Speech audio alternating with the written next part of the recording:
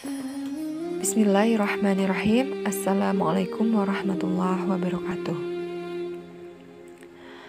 Teman-teman yang dimuliakan oleh Allah Subhanahu wa Ta'ala, tiba saatnya kita akan berkisah tentang sahabat Rasul, sahabat yang paling dekat dengan Rasulullah, sahabat yang paling lembut hatinya, yaitu Khalifah pertama Abu Bakar As-Siddiq radhiyallahu anhu. Saat Rasulullah Shallallahu Alaihi Wasallam wafat, kaum muslimin sangat terpukul.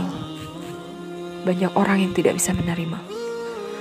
Bahkan Umar bin Khattab menghunus pedang dan mengancam akan membunuh siapa saja yang mengatakan Nabi wafat. Semua orang panik dan gundah.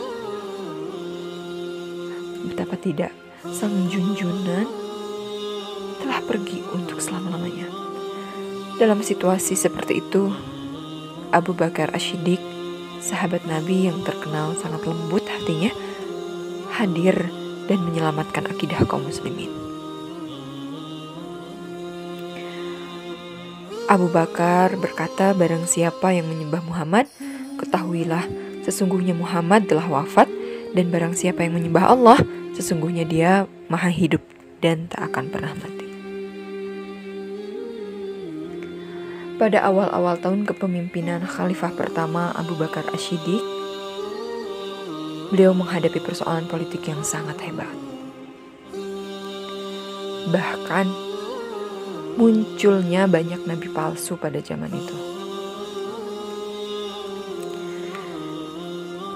Saat itu, tahun ke-10 Hijrah, Rasulullah SAW memang sudah dalam kondisi kesehatan yang tidak baik. Suatu hari, beliau menerima surat dari seseorang yang bernama Musailamah. Musailamah berasal dari Bani Hanifah.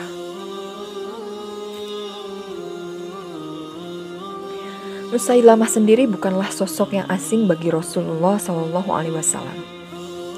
Beberapa bulan sebelum mengirimkan surat kepada Rasulullah SAW, Musailamah pernah turut serta dalam delegasi dari Yamamah. Di pertemuan itu, ia bertemu dengan Rasulullah SAW dan bersaksi atas kerasulannya. Oleh karena itu, saat Musailamah mengirimkan suratnya, Rasulullah SAW membaca isi surat itu dengan sikap yang tenang. Dari Musailamah, utusan Allah untuk Muhammad, utusan Allah. Saya adalah rekan Anda dalam kenabian. Separuh bumi semestinya menjadi wilayah kekuasaan saya dan separuh lainnya menjadi kekuasaan Anda. Begitu sebagian isi suratnya. Setelah menerima dan membaca isi surat, Rasulullah SAW tetap bersikap tenang. Lalu Rasulullah membalas surat dari Musailamah. Dengan nama Allah yang Maha Pemurah dan Pengasih, dari Muhammad utusan Allah kepada Musailamah sang pendusta Al-Kazzab. Bumi seluruhnya milik Allah. Allah menganugerahkan kepada hambanya yang Dia kehendaki. Keselamatan hanyalah bagi mereka yang berada di jalan lurus. Begitu balas Rasulullah SAW di bagian suratnya.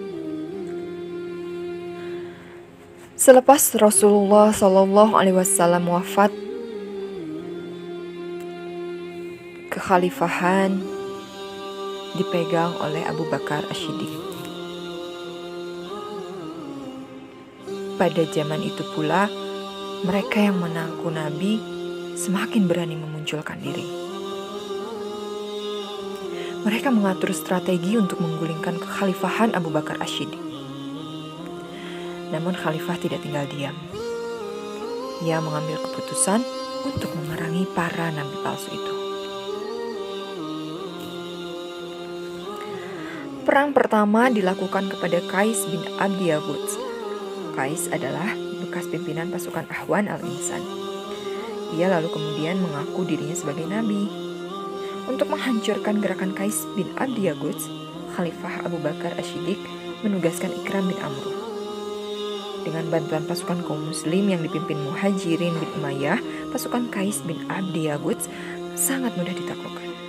Qais beserta temannya Amru bin Ma'di Karba diserahkan kepada Khalifah Abu Bakar Asy-Syiddiq di Madinah. Perang selanjutnya dilakukan terhadap Tulaihah al-Asadi, tokoh dari Bani Asad yang sangat terkenal sebagai seorang dukun sihir. Setelah mendengar Rasulullah Shallallahu Alaihi Wasallam wafat, Tulaihah semakin berani mengembangkan ajarannya. Bahkan saat itu, Tulaihah beserta pengawalnya mendatangi Abu Bakar di Madinah. Sementara itu pasukannya disiagakan di perbatasan Madinah. Tulaihah meminta pengakuan dan pengesahan Abu Bakar Asy-Syiddiq atas kenabian dan ajarannya. Namun Abu Bakar menolak permintaan Tulaihah. Tulaihah yang merasa sakit hati lalu menyiapkan pasukan di perbatasan Madinah.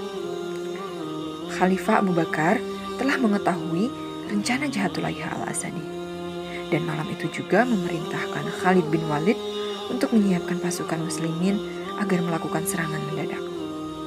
Walaupun pasukan muslim tinggal sedikit karena dikirim ke Syria, Abu Bakar Asy-Syiddiq selalu yakin bahwa Allah akan membantu mereka.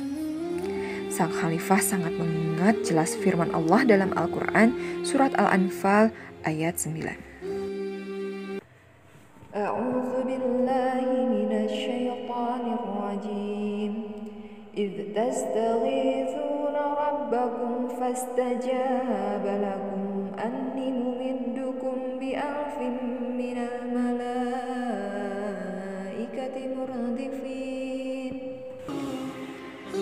Ingatlah ketika kamu memohon pertolongan kepada Tuhanmu, lalu diperkenankannya bagimu, sungguh aku akan mendatangkan bala bantuan kepadamu dengan 1000 malaikat yang datang berturut-turut. Akhirnya pasukan kaum muslimin berhasil mengalahkan pasukan Tulaihah. Namun Tulaihah beserta istrinya menyelamatkan diri ke Syria. Setelah kemenangan ini, banyak dari suku besar Ghatfan dan Murrah berbondong-bondong menyatakan kembali masuk Islam.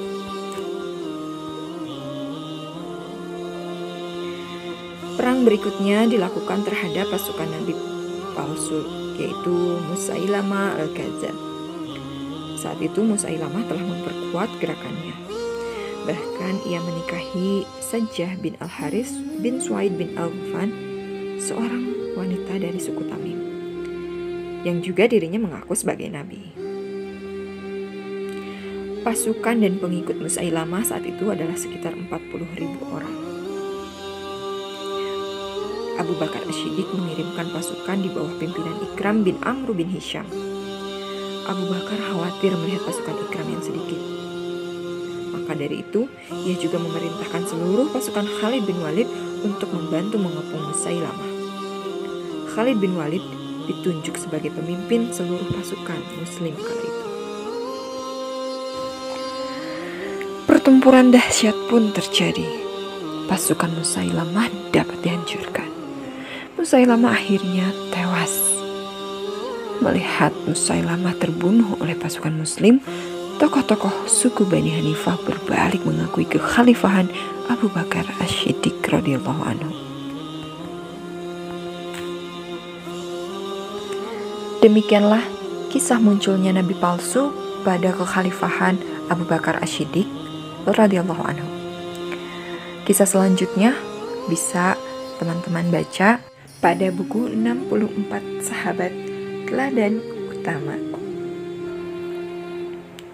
Buku yang sangat bagus dan sangat recommended untuk menjadi bacaan di setiap keluarga.